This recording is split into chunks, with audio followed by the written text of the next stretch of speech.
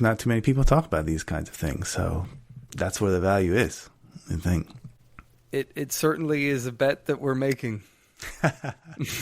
It is.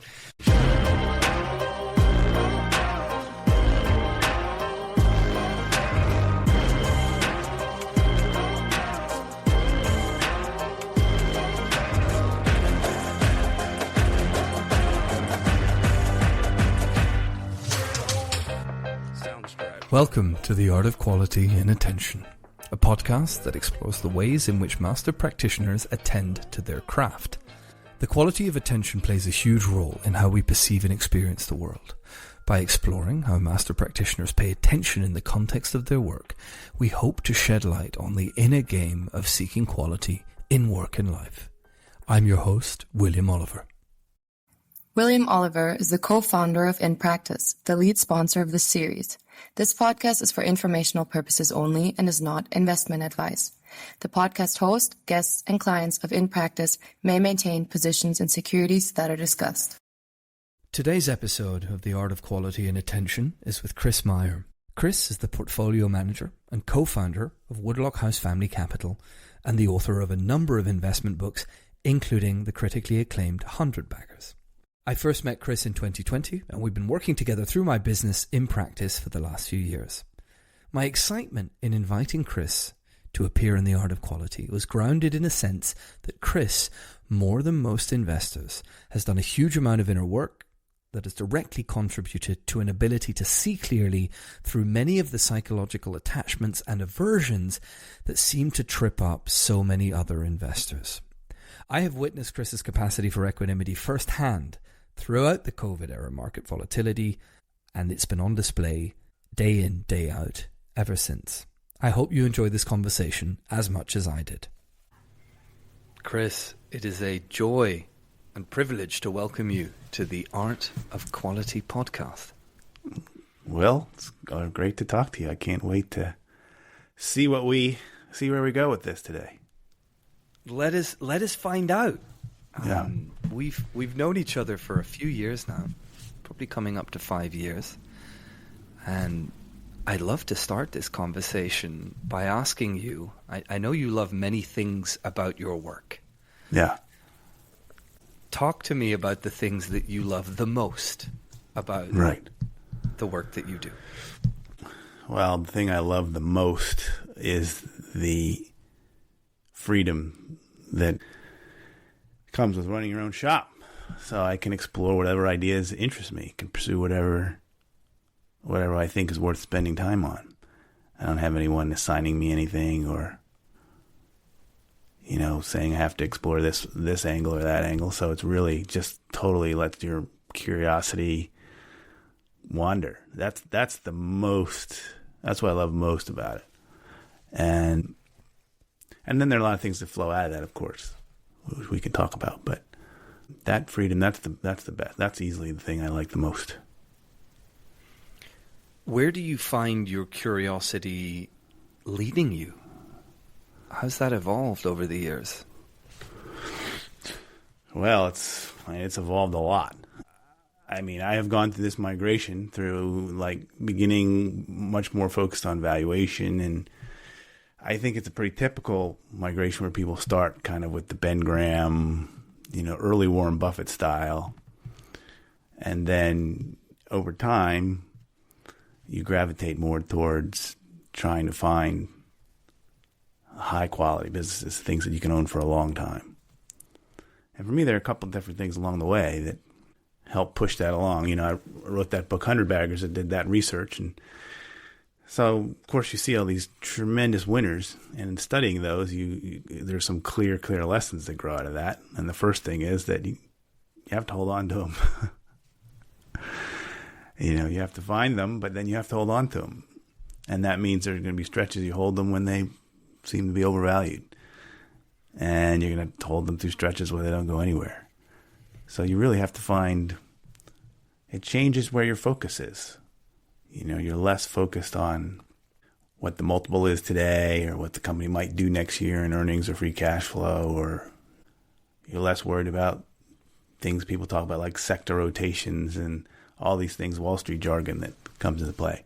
And you think of it more as just being an owner of something that's high quality business. That is a friend is your ally. It gets better over time. I think that's a mark of quality, something that gets almost improves with age. How have you approached the inner game of this experience of doing this work, of you're solving for duration, you're looking for things that do well over extended periods of time.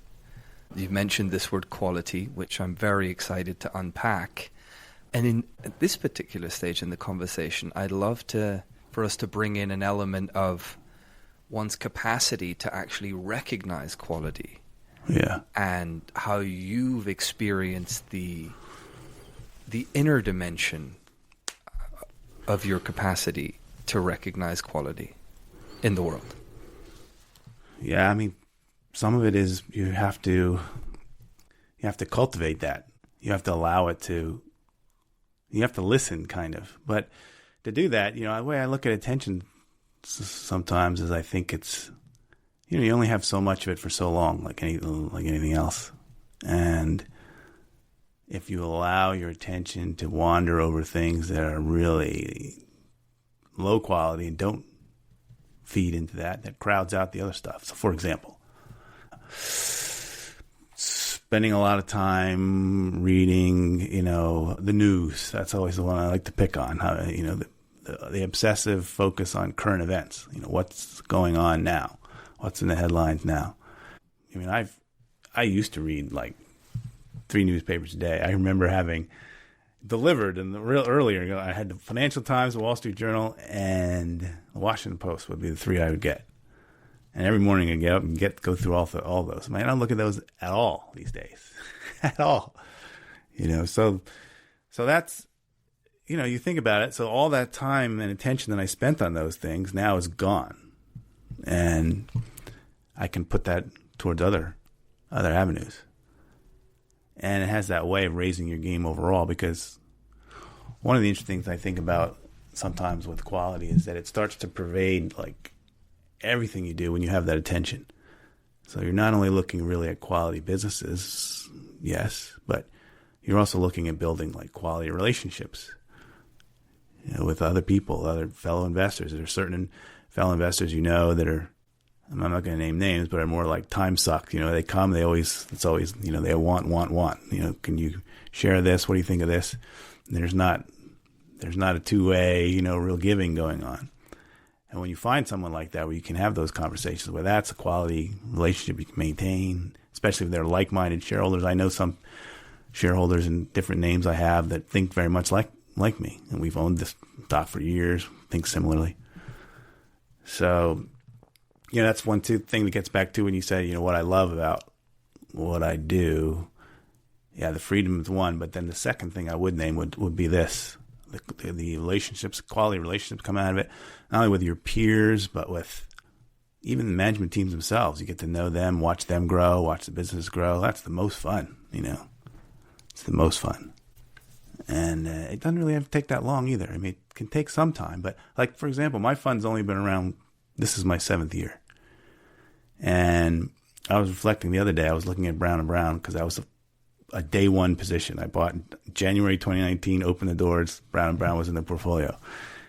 And, it did something like, so I was buying in January 2019, the year before, it was the only numbers I had looking back, it did $2 billion in sales. And I was thinking that the most recent results in 2024, they did over $2 billion in gross profit. So you kind of just see. I mean, it would have been crazy if I had said that to you at the time. Oh yeah, in 6-7 years they're going to make gross profits greater than their sales that they did this year. But those are the kind of things that happen. Quality companies and time. And anyway, I strayed a bit from what you were initially asking, but I think this quality and attention embeds so many different things. It really does. And I'd love to run with that, with this example of Brown & Brown, and how I think seeking truth is a part of this story. There's a part of this experience we're talking about, which is the quality of the attention one brings to the process of seeking truth about how something or what something really is. And I think one thing you and I have spoken about a lot over the years is working with attachment, desires, fears, that inner psychological dimension when we're trying to learn about how something operates, who the people involved, what really drives them beyond the words that they might say. So in the context of Brown and Brown, like let's, opening position for the fund in January 2019 or early 2019. I'd love for you to share a little bit about the process you've undergone. First of all, how you went about learning about the business in the first place. And then secondly, over the years, how you've come to deepen your appreciation, if indeed that is the case, for what this business is really doing and why that's valuable. Yeah, I think that happens. If you're really studying the business, you're just going to know a lot more about it over time than when you first buy it. So, I mean, I have this thought that there's no substitute for ownership, for actually owning business. You can study it all you want, and, when you don't own it and think you know it and you go in it, but it's something different when you actually own it. I don't know what it is. Some kind of intangible quality, something that, you're committed, and you learn more about something owning it than not owning it. And over time, I mean, I've learned a lot more because you just meet and talk to a lot more people over time, and you see how things change. So your depth it's just a lot more depth than you can get, but just taking a snapshot of something at any point in time. Even though you did great work, deep research, the element that you're missing there is the time. So it would be almost like if you studied a name now and you kept studying it for 5 years, then you really get some insights. I'm thinking like over time, I'm finally, because Brown and Brown is a family, well, it's a publicly traded company, but it really operates a lot still like a family business. And I went to the investor day. Gee, when was it? I think was it maybe 2 years ago? And, I've met Hyatt Brown, who's the son of the founder. Powell Brown's the CEO now, his grandson. I met his brother, Barrett Brown, met Mama Brown was there. It's a family affair. And I don't know, it's nice. It's another one of those intangible things you learn by just being around them over time versus, certain other companies where they have much more of a corporate feel, much more of a, I don't know. I don't want to say polished because Brown, they're polished, but there's a certain intangible warmth or quality that comes from family ownership. And then it was just a bunch of hired hands who don't own a lot of stock, or what stock they own has been given to them through stock options. So definitely appreciate that. And they repeat that all the time. I remember hearing that a lot in Investor Day, the ownership interest being as high as it is. And not just Brown, not just the Brown family, but also a lot of their employees, own a lot of stock. And I love the stories when you hear about someone who's been there 10, 15, 20 years and, has become pretty well off owning the stock. Yeah, those are special kind of businesses when you run into those certain positive energy around them, around the people. And when you mention the inner part of it, I mean, a part of that is it's not obvious unless you're attuned to it, tuned to look for it, right? You mentioned a word that is very interesting to me, and that is intangibles. And to become aware of these intangibles, one has to pay quite close attention, I think, on balance. That it's in the sense that a lot of what you're talking about is, there is a track record for this business, of course, and it's a pretty interesting track record. The numbers do tell the story, but I wonder at the time you bought the business, how did you think about valuation? Yeah, I thought about it Did it feel differently. cheap? No, it did not. No, Right? I remember thinking at the time that, I was thinking at the time this was one that, I'm paying up for a little. I remember because I keep pretty good, notes and things on what I buy, and of course, most people should do. They keep investment memos, and you keep updating. So I have this long record now of what I'm thinking at different points in time. I remember my bar for it was actually kind of low. I looked at it as just more as kind of ballast for the portfolio, and I didn't really expect much out of the way it returned. I remember penciling something like, if it did 10 to 12%, I would be happy. Because it seemed like I was paying, a higher multiple for this thing. Of course, I was buying it. It was around $26 a share in January 2019, and today it's $120. So it far exceeded, what I had originally penciled out for it. But I think that's also a common experience with high quality, is that you are surprised. Quality management team, quality business, new verticals open up that you didn't appreciate. I mean, even with a humble business like Brown & Brown, which is just insurance brokerage. When I first bought it, they didn't have any business overseas. Now I think it's maybe 11% or so of their business. It's just in the UK.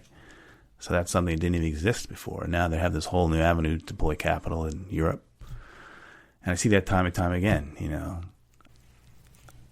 with businesses that then just surprise you. Like I have Heiko, I've had that in the portfolio a long time. And they bought Wencor, which is like their number 2 competitor in PMA. And no analyst would have penciled that in their estimates, a few years ago. And yet there it is. So they've got a big boost from that. So I remember Constellation Software, even maybe 3 years ago, or maybe 3 or 4 years ago, people were really worried about how they were going to deploy all their capital, and there was worries, concerns about, about the copycats and people leaving, and they've answered those questions. I mean, they've done bigger deals, they found creative ways to do things, had a couple spin-offs. So when you have great management team with quality people, quality process, they find ways. They solve problems, and that's a great quality to have. What role has spending time? When we look at, the numbers are what they are, and for many of the businesses you've been involved in, they have outstanding track records that speak for themselves numerically. And then there's this dimension of understanding the depth of what is harder to measure, the quality of the culture, the way people behave. How have you approached that over the years as part of this seeking of truth about what's really going on? Yeah, getting beyond the numbers, that's one thing that I think is important. Like I would say, the numbers are kind of the baseline, but then to really get interested in investing, it has to be more than just the numbers. Because if you really want to own something for 10 years, a lot of these other special qualities come into play. And the culture of the business, those things like you're talking about. So how do you go about that? Yeah, I would say much more attuned to that than I was when I started, for sure. And I've learned different ways to get at that. Some of it's more simpler and stuff that may be more commonsensical. There's a matter of incentives, and some of that is, you can look in proxies and you can see how management and employees are incentivized. You can look at, I remember little things come to mind like Brown & Brown. They train a certain number of, they have a Brown & Brown university, they bring their own people along. I remember in Old Dominion, they disclosed their turnover, which was much less than the trucking industry. So, these little markers that there's something going on. People tend to stay here longer than they do in other places, and the performance is much better. Why? Those are like little markers that make you ask questions. But then some of it's just harder. It's harder to describe. So it's just, it's meeting with the management team, getting to know them a little bit, how they think about things. And there can be, little telltale signs the way they think about things. And sometimes they're very small and anecdotal stories, about how they handle company money. You go to HQ, it's an old story, but is it a lavish HQ with, in the best part of town, or is it more modest building? I mean, I remember visiting Judges Scientific in London. You have to hunt for it. It's a little back alley, this little office in the corner. It's certainly not ornate in anything. And that totally fits with those guys' personality and what you know about them. I remember one time I met David Ciccarello, CEO, at his London club. And I thought, well, that seems weird that David's part of a club. That doesn't seem to fit what I thought.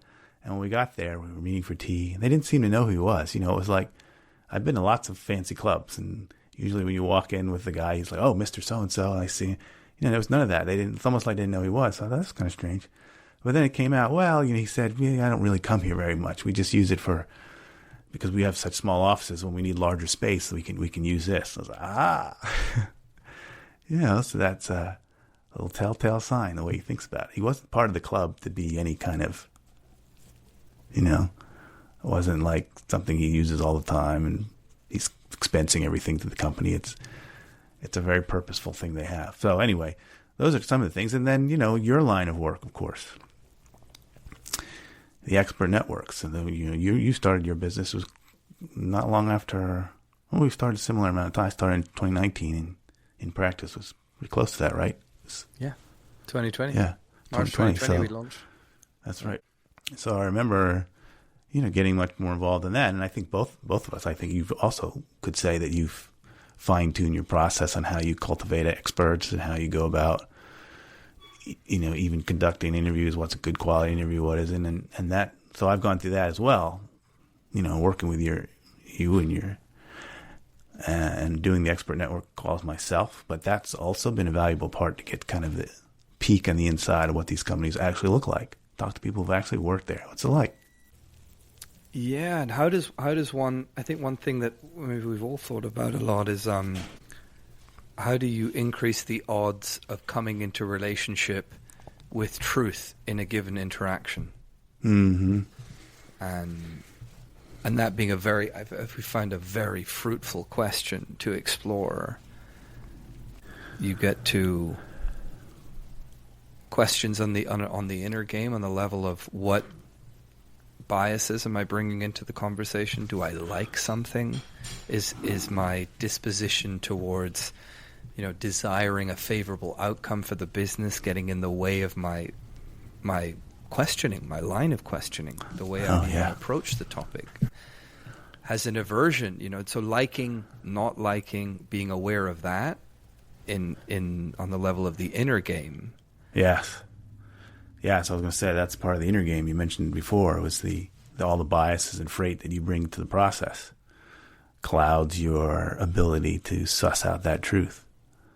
And that absolutely happens. I mean, it still happens to me. I mean, it's impossible to completely, I think, overcome that, because once you're, I've invested millions of dollars of my partner's money in something. I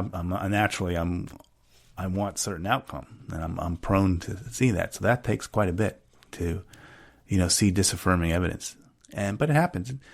I can talk to some, we won't mention specific names, but I can think of times where, specifically work that we've done, meaning your firm and mine on names, has changed my opinion. We found some disaffirming evidence.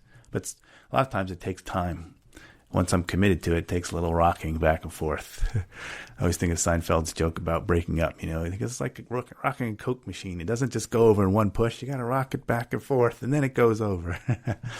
So it's kind of like your conviction in a name. You get the first bit of disaffirming evidence, and you're just, okay, maybe you brush it off a little bit, but then you see a second piece. And eventually you have to be able to let that penetrate and say, yeah, you know what? This is not what I thought it was. That's the hardest part of this game. And I love what you said, that those attractions, aversions, the biases, they're there.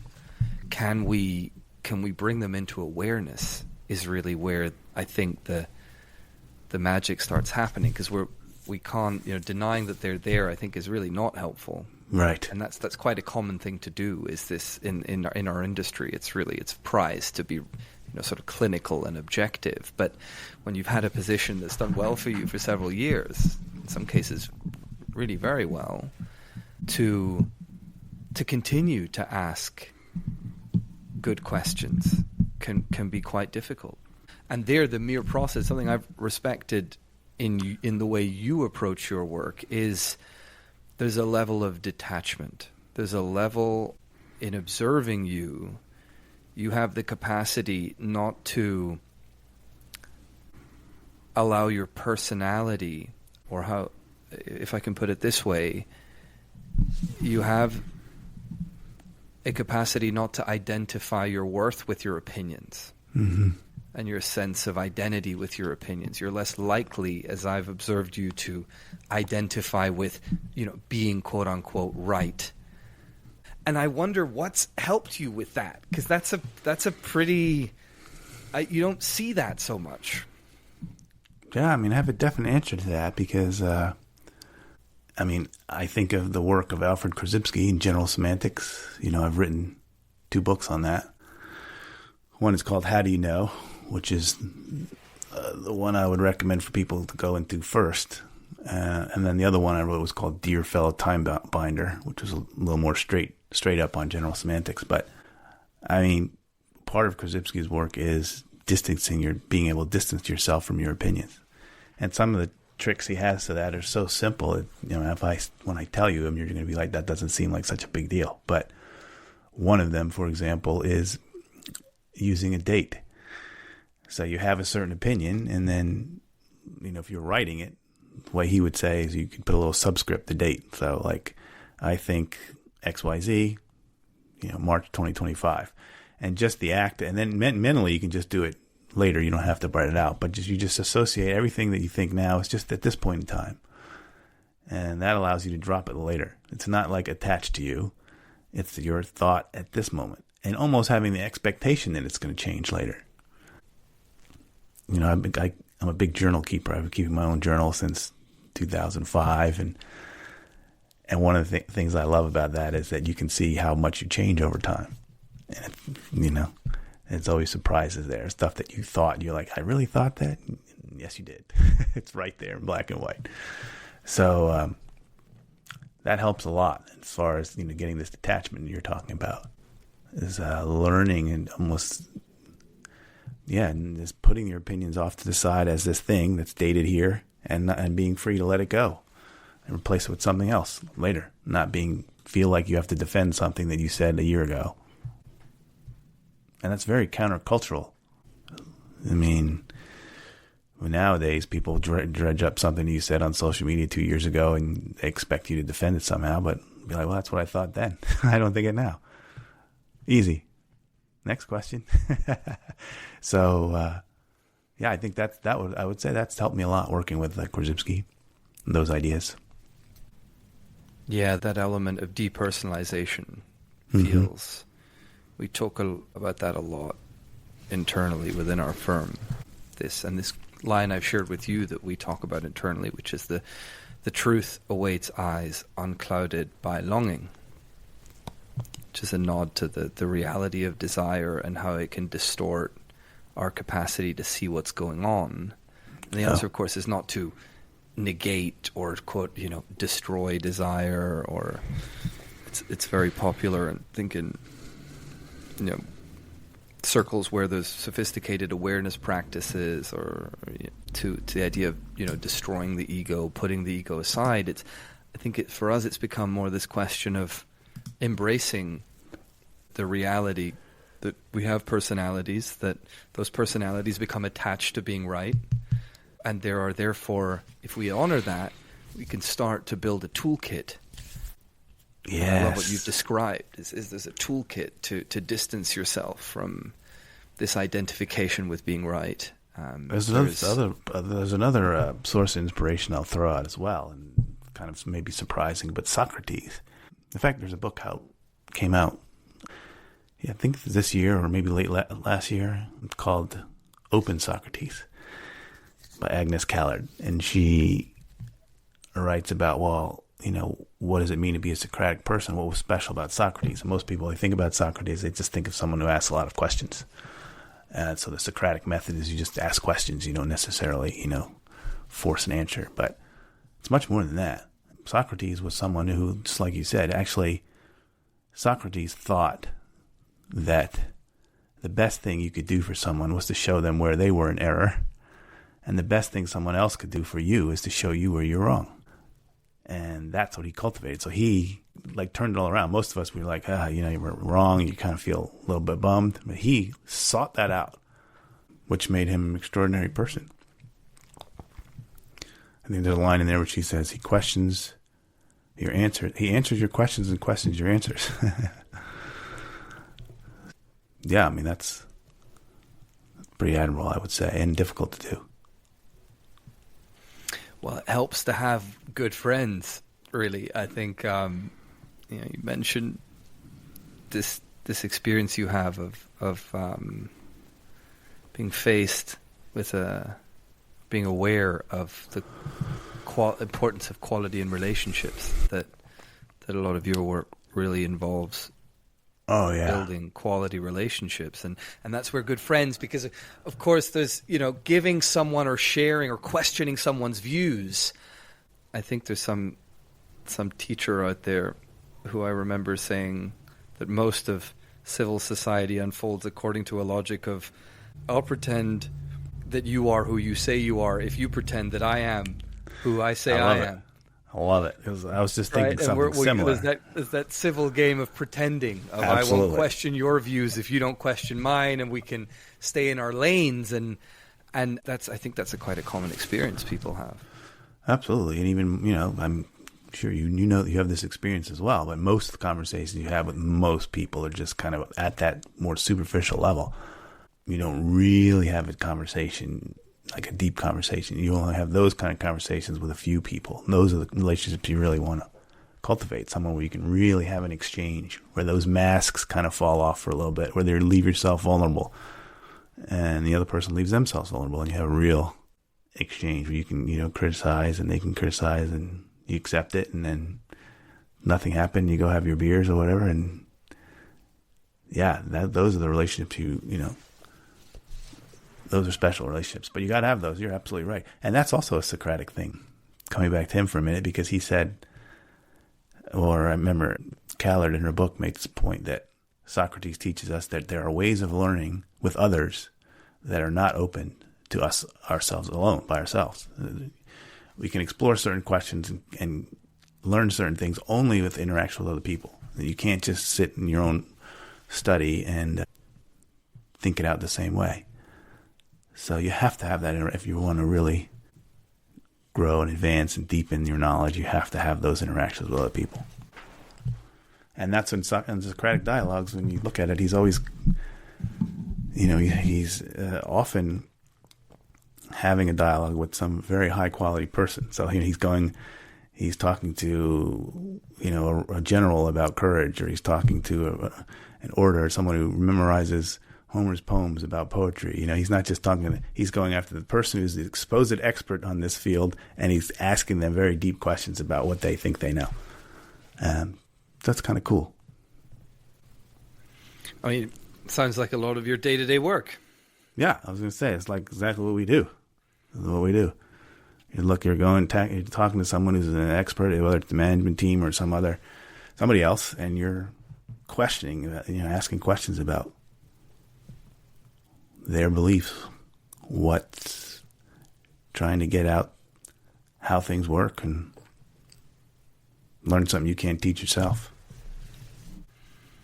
It feels quite helpful to be able to bring a degree of detachment to those conversations. That I think what we've seen over the years is people that come into these interactions where you are dealing with, if you're dealing with a world-class, or someone with deep expertise, a world-class subject matter expert, someone with decades of experience, that often one's self-image, there is an information asymmetry that has to be navigated invariably. And one's self-image, if I have this idea of being a person who knows, who is very clever, who is, and that all may be true, and people that are successful in this field know a lot.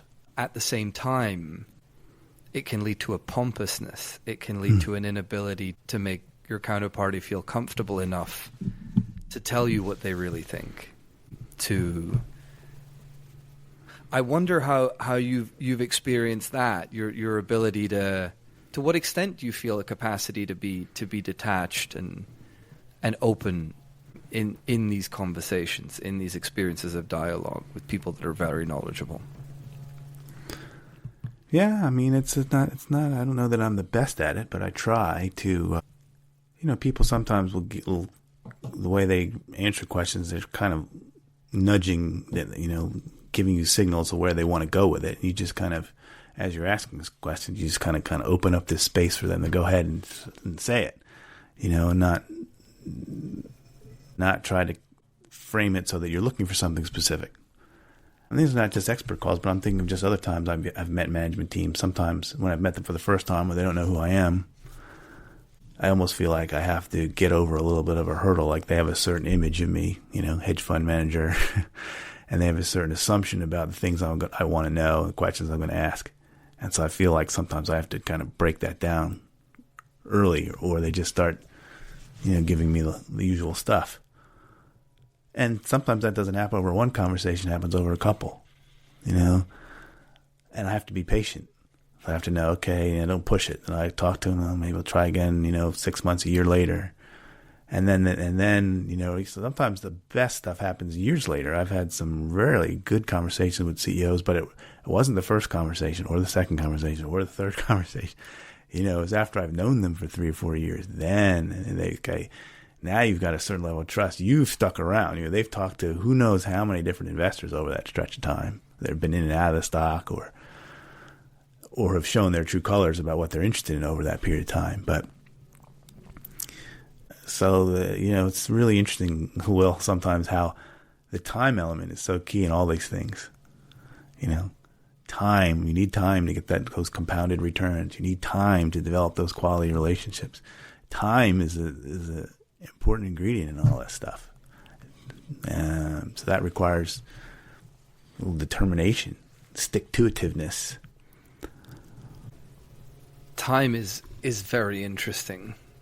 In the first thing one might observe is that everyone feels like they have so little of it. It's very common to say time is not on our side. Yeah. And I was listening to someone I love very much, a guy called David White, in a call talk about time. He'd written an essay about it, which was subsequently published, and he flips it. He talks about how time. It's common to say time is slipping through our fingers, and he says it is we who are slipping through the fingers of time. He flips it in this beautiful essay, where he talks about how we're actually culturally in a very perverse relationship with time, and that what you're talking about is very striking in the sense that time is, in your experience, is a friend to quality. Mm-hmm. And that if one can, I think it seems to me to be a question of how does one organize one's life to have a functional relationship with time? Yes. To benefit from the passage of time. Because you'll hear people say, they're too busy, right? That's an expression like, well, I'm too busy, I can't do that. But it's not really that they're too busy. It's just that they don't want to prioritize this particular thing, If they've very turned it around, you would just say, well, I don't think that's important enough relative to this other stuff that I'm spending my time on. That's what you're really saying. You're not saying you're too busy, Because I'll get that too. People are like, oh, how do you find time to do this or that? Or, you wrote your books. I thought, yeah, well, it's how you manage your time. I mean, I'm not spending hours watching Netflix shows or things like that. I mean, you think about the amount of time you really spend doing different things. You can allocate that time in different ways if you really wanted to achieve certain results. But you have to want to. You have to want to. That time, the nature of time does seem to change when one is paying attention to what one loves, what one enjoys. Time feels like it opens up. Mm-hmm. Yeah, and it also feels like it's your friend. Like you said, time is not. If you for someone who's really involved in quality, time is your friend. I mean, businesses compound over time. The relationships compound over time. Your knowledge compounds over time. It's not quick fix. That is. I want to appreciate that within the general contemporary business environment and investing environment today, to say time is my friend feels almost quite radical. Mm-hmm. Yeah, it does. And yet I strongly believe that it's the source of incredible opportunity, and I've seen it in your life, in your work, and in your career. We've been direct beneficiaries of that relationship in many ways, of making choices on the basis that there is time, and not everything has to be whatever expectations we might have. Not everything has to happen at once. Right. And it has to be full-blown, born right out of the gate. Well, what is, if you look at things that can get big over time, if we look at an oak tree, if we look at, there's something about something lasting a long time, it feels like you need a degree of strength in foundations. There's an element of layering, there's an element of adaptation to the environment, moment by moment. There's a fitness for purpose. I think out of control growth is what we'd call that, or not out of control, but really rapid growth. Mm-hmm. I think we talk about cancer a lot, right? In our culture, it's a huge theme, right? That there's certain kinds of growth that are clearly much less desirable, that are out of sync with their environments. But talking about intangibles, and we've been talking about the inner game. Do you feel like these tools that help you, or that have helped you pay attention to what's really going on, these tools that have helped you depersonalize, have they, or indeed any other tools that relate to more of that aspect of the inner game, have they helped you appreciate intangibles more deeply? Have they helped you perceive them in the first place? I think it's a topic that a lot of people don't like to touch because it's so soft. Yeah. It's hard to pin down. Often, as you mean in your own words, it defies words. These are experiences often beyond language. It's a feeling. How is your practice of your inner game helped with that, if at all?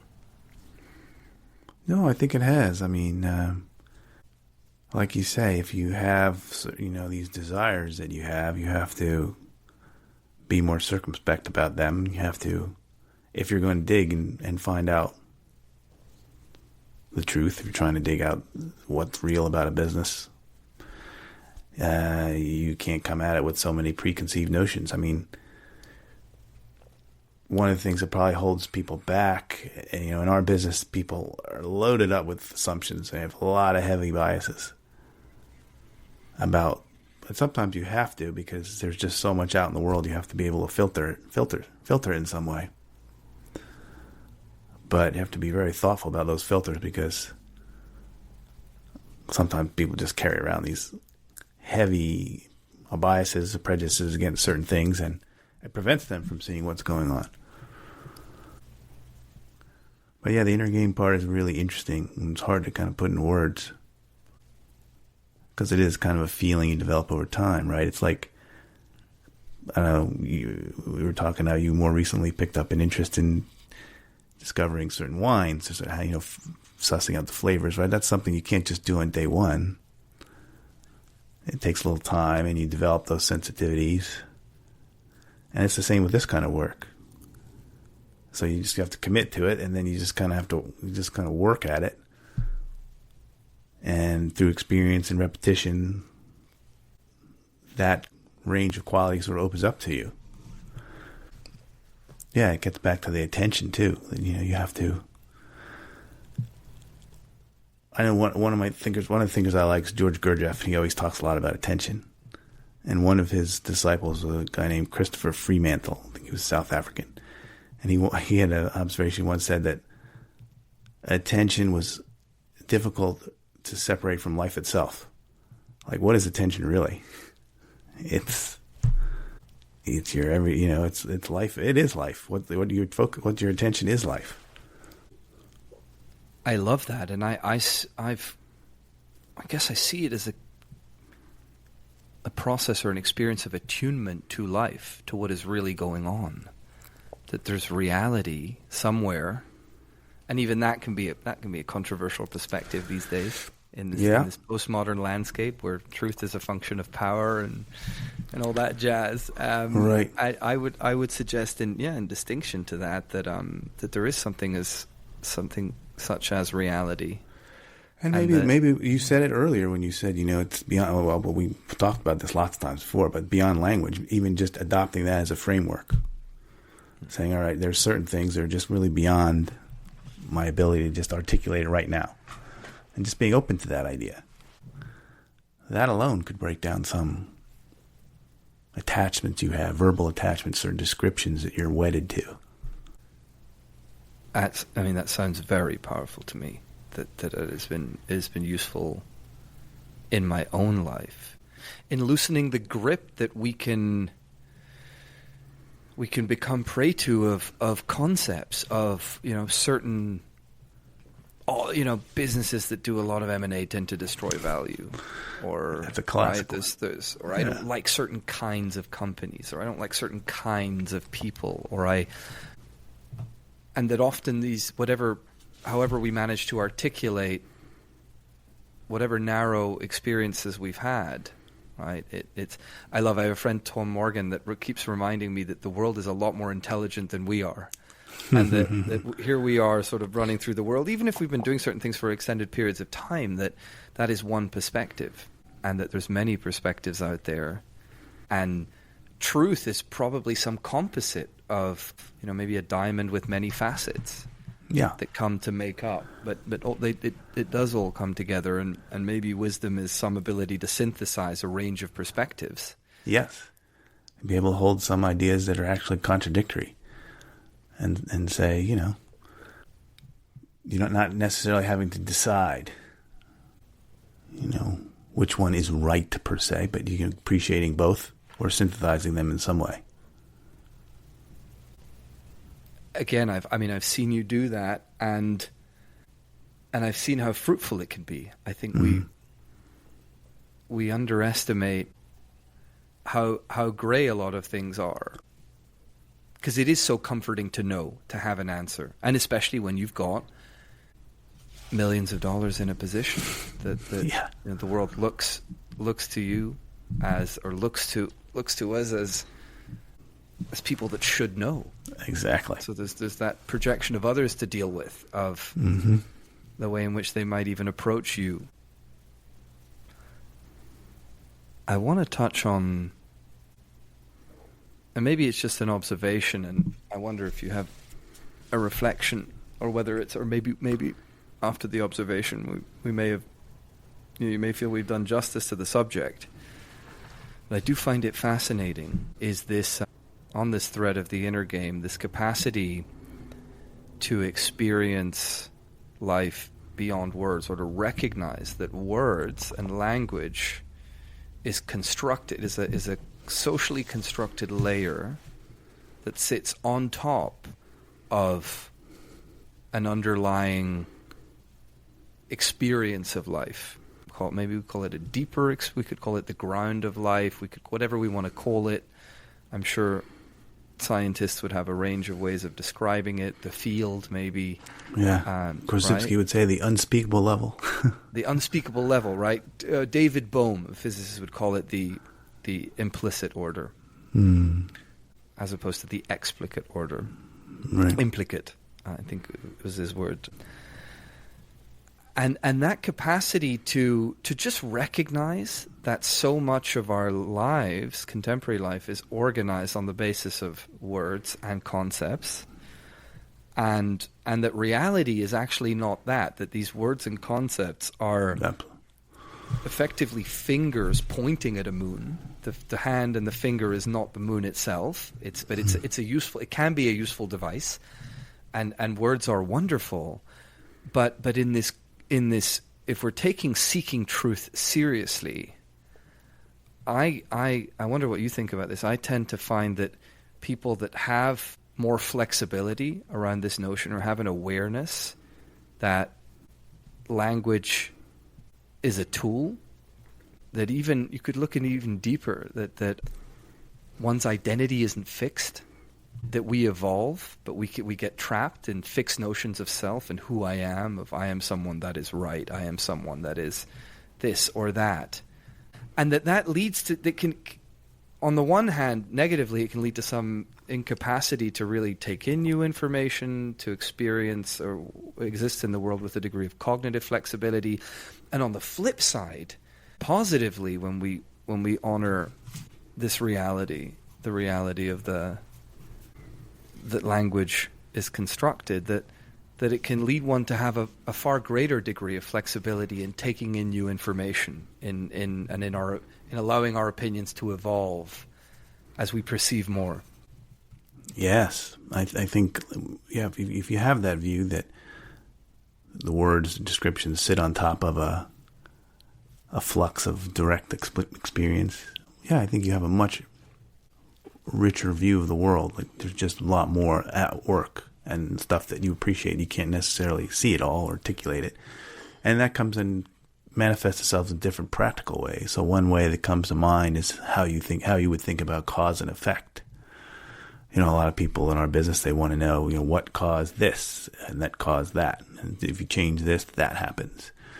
And if you have the view that we're talking about, then you don't really see it that way. You see it as all kind of one connected thing, where everything, there's multiple causes, and everything is the way it is because everything else is the way it is. And so it's just one, big organic integrated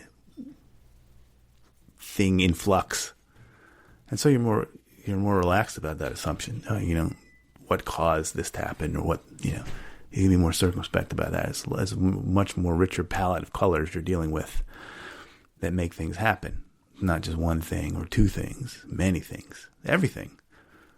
And one of my favorite Carl Sagan quotes is when he says, if you want to make an apple pie, you have to start with the universe. You need everything. You think about the apple, then you need apple trees, then you need the ground, you need the sun, you need water, it just goes on and on. So everything's connected. And I think that's an important insight when you see behind those verbal descriptions that people fall so in love with.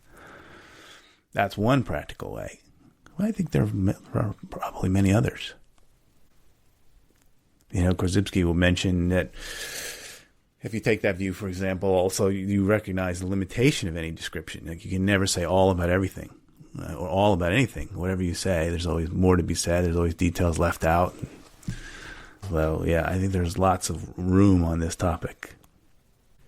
It's fascinating. And to the extent that one can attune, one has the capacity, the faculty, the awareness, the relationship with time, to the extent one has that in one's life, I do believe, to make it very practical, lest this all seems, in some sense abstract, that this does give one a competitive advantage, in my opinion, in business and in investing. That to have the capacity to attune oneself to quality in the relationships that constitute a given system, that allows one to see patterns outside of linear time, or that can confer that ability. It would seem to me, and especially if you're looking over extended periods of time, I feel that the language you're speaking resonates very much with me. It's been really important in our own investing activities, in our own investing careers, in our operating careers, where very much as you put it, well, I'd love to expand on what you said, which is, as someone operating a business, so we spent our career studying businesses and studying it from the perspective of investors, or really doing intensive fieldwork as part of an investment research process.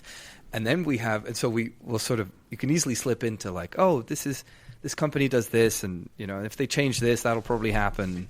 Yeah. And we know very well what it's like to operate, a business that's doing really, it's a couple million in annual recurring revenue. And I can directionally give you a sense for what might do what, but any operator very quickly comes to understand that, if you're building something and you're on the inside of something, that things are a lot more complicated, and you can exhaust yourself by needing to rely on numbers and a data exhaust for everything and quantifying everything, and not that it could be very useful to quantify as much as possible, but you end up very quickly paralyzed if you only have data to go by and only mental models to go by.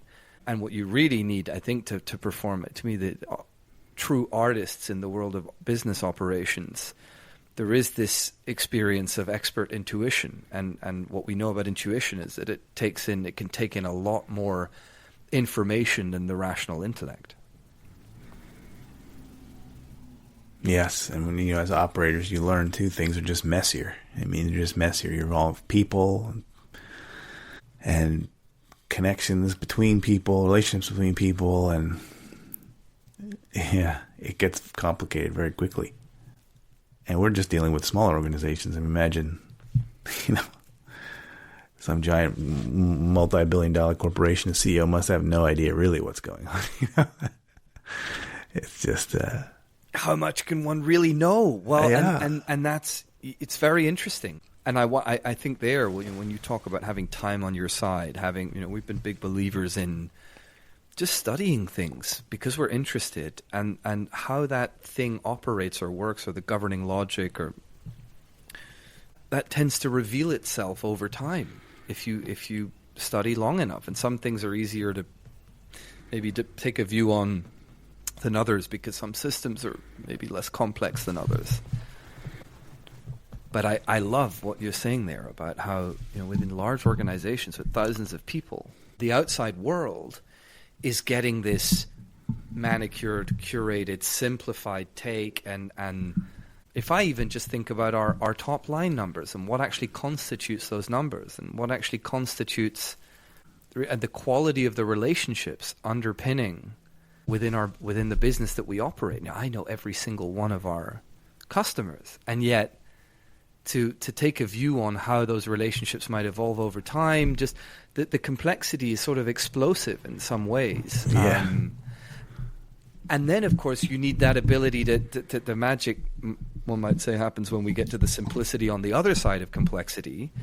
But that simplicity, to your point, it might be hard to put in words, or it might be, it often relies on feelings that you can, to the extent one can articulate something, that's a part of the story. But when you're talking about the culture at Old Dominion, or the culture at Heiko, or the culture at Brown and Brown, I do wonder, is it fair to say, I'm tempted to say, to have any deep sense of what's going on, you just kind of have to watch it. Yeah. And pay attention to it for over time, for some extended Yeah. periods of time, to have any degree of conviction, deeper conviction. And then look at it from different angles. So not just like investors, I think, typically are heavily focused on the C-suite. We're looking at CEOs, CFOs, those are people we talk to. But what about the next levels down? What about the guy running this distribution center? What about, the people on the front line? What about people running the insurance broker offices here and there in different parts of the country? What do they experience? What's it like? How does it work? That's really where you get it, I think.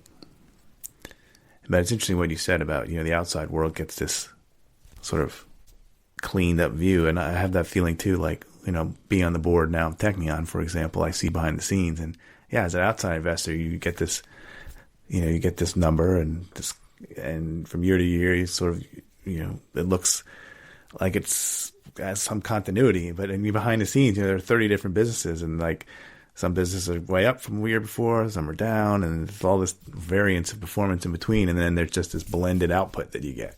But you don't really see like really what goes on behind the scenes and all the different pieces and how they are working independently. I mean, some of these businesses they're very decentralized, and yeah, it's a different look.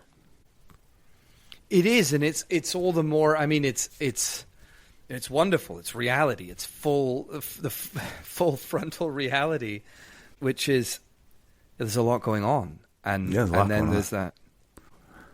there's there's a lot going on. And then there's the capacity to, I also think time really helps in developing a sense for what's, for cutting through complexity, to be able to watch a system, to be able to speak to all the constituents in the system.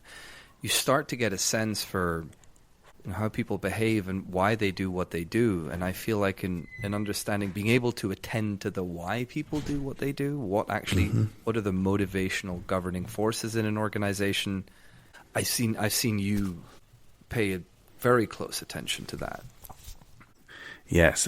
And, for all of these systems, if you think of businesses as systems, they all have sort of sensitive points. You could have learned over time what really matters. And a lot of times it's just a few things, a few variables that are really important to keep an eye on. And the other stuff you have to allow to change within a certain band of expectations. But usually with these businesses, there are some key points that really, really matter. And those are the things that you don't want to see change. As long as those things are operative, the system should function. And that takes some time. I'd probably spend the most time on that. Like really figuring out, well, like you say, the motivations, the people involved, and what's critical, really, what are the important things that make this business go? And then focus on those. And you can tune out a lot of the other noise. And you can handle, I think as for an operator, that it's essential. Like any quality operator has a sense for what matters.